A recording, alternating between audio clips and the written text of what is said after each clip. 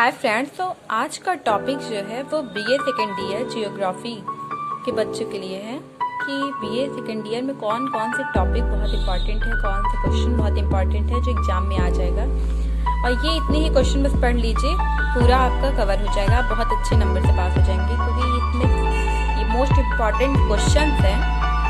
तो सबसे पहले है, भारत को उच्चावच के आधार पर भौतिक विभागों में विभाजित कीजिए तथा किसी एक का वर्णन कीजिए। तो पहले तो आप इसमें क्या कीजिए, उच्चावच लिखिए कि उच्चावच होता क्या है।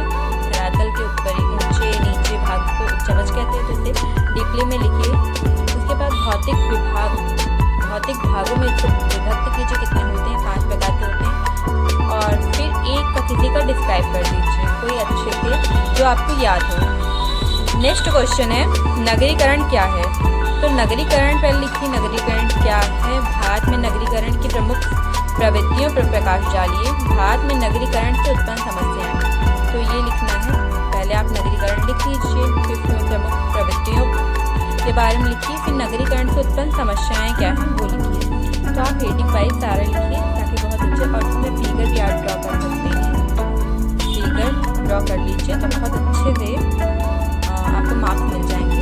नेक्स्ट क्वेश्चन है, जनसंख्या नीति क्या है। भारत की नई जनसंख्या नीति को बताइए। तो पहले आप जनसंख्या लिखिए, जनसंख्या होती क्या है, फिर जनसंख्या नीति की आवश्यकता क्यों पड़ी है वो लिखिए। फिर नई जनसंख्या नीति को बताइए कि क्या है, डिस्क्राइब कीजिए अच्छे से, तो बहुत अच्छा नंबर मिल जाएगा। तो पहले आप जनसंख्या बता दीजिए, फिर जनसंख्या नीति क्या होती है, क्यों आवश्यकता पड़ी हमें आखिर, और नई जनसंख्या नीति क्या है इसको भी बताइए। नेक्स्ट क्वेश्चन है, कोयला अथवा खनिज तेल पर निबंध लिखिए। किसी एक का लिखना है, इन दोनों में से फंस जाएगा, कोई एक ही आएगा, तो दोनों तैयार कर लीजिए। तो निबंध लिखने के लिए आप खनिज तेल क्या होते हैं, कैसे प्राप्त होते हैं, कहाँ कहाँ भारत में पाए जाते हैं, तो इस सब पे निबंध लिख दीजिए।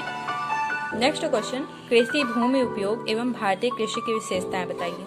कि कृषि क्या होती है। आप जानते हैं कि हमारे यहाँ 60% लोग कृषि पर आधारित हैं, तो भूमि उपयोग उसके बारे में, कृषि की विशेषताएं क्या होती हैं, क्यों आवश्यकता है हमें कृषि की, तो इस सब के बारे में आप इसको बताइए कि आंसर लिखिए, तो बहुत अच्छे मार्क्स मिलेंगे हेडिंग वाइज।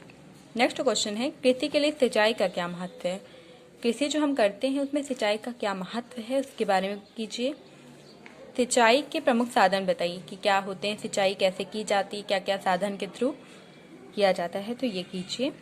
नेक्स्ट क्वेश्चन, हरित क्रांति से आप क्या समझते हैं। तो हरित क्रांति, पहले आप लिखिए कि हरित क्रांति क्या होती है, फिर आखिर क्यों इसे लाया गया अपने इंडिया में, क्योंकि हमारे यहाँ खाद्यान्न की समस्या हो गई थी, तो इसलिए लाया गया था हरित क्रांति। 1960 के दशक में आया था।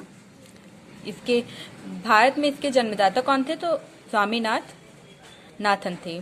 तो ये सब आप लिख दीजिए अच्छे से। जब आप पॉइंट वाइज लिखते हैं बहुत अच्छे से मार्क मिलता है। विस्तार से इसको बताना है कि आखिर हरित क्रांति से क्या प्रभाव पड़ा, लाभ क्या पड़ा और नुकसान क्या हुआ, तो ये सब लिख दीजिए।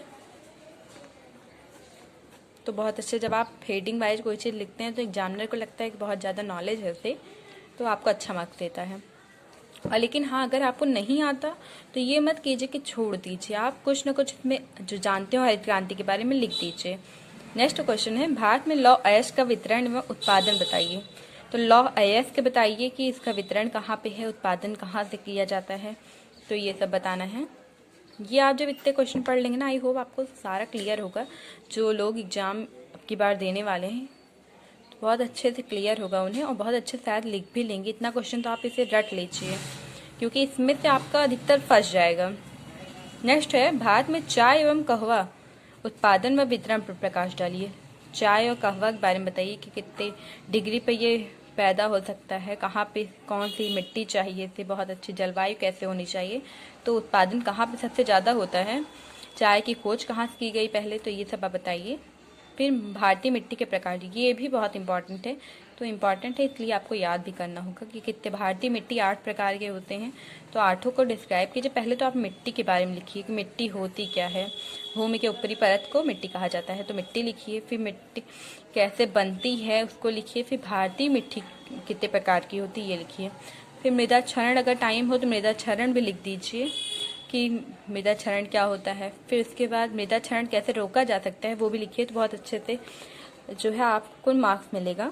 तो आई होप आपको समझ में आ गया होगा। अब आपको आसानी होगी कि अपने पहले चैप्टर्स को अच्छे से देख लें कि क्या चीज़ है उसमें, फिर आप एग्ज़ाम की प्रिपरेशन कीजिए। सबसे पहले सिलेबस ज़रूर देख लिया कीजिए, क्योंकि सिलेबस बहुत ज़रूरी है। और अगर आपने हमारे चैनल को अभी तक सब्सक्राइब नहीं किया है तो तुरंत कीजिए, ताकि और अच्छे अच्छे वीडियोज़ के लिए। Thank you so much.